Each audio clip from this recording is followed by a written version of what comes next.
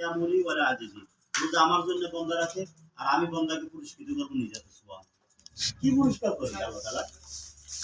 রোজাদারদের জন্য আল্লাহ তাআলা জান্নাতের একটা দরজা আছে রায়হান নামক, যে সোফা লাগাইছে। এখানে যদি লাল গালিচা লাগে তো রোজাদারদের এইরকম লাল গালিচার মাধ্যমে সম্বোধনা জানাবে জান্নাতে প্রবেশ করা।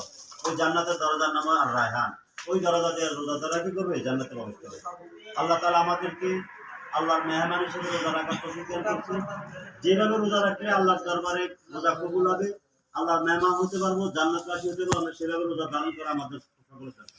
এই জন্য রোজা থাকা অবস্থা পয়সা কাজ গুনার কাছ থেকে ঠিক রমজানের পর আমরা এই কাজটা যেন করতে পারি। আল্লাহ তাআলা আমাদের তৌফিক দান করুন। রোজার ইফতারি সামনে রেখে দোয়া করলে আল্লাহ তাআলা সবচেয়ে বেশি কবুল করে। এই জন্য আমরা এখন 2 মিনিট সময় আছে, 2-3 মিনিট আমরা দোয়াতে শরীক কথা না বলি। আল্লাহ তাআলা আমাদেরকে পবিত্র মাহে রমজান সৌদি আরব সভাগত উপলক্ষে